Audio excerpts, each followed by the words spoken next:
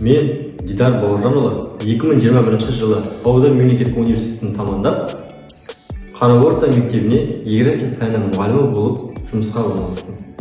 Еңбек өтілім 1,5 жыл.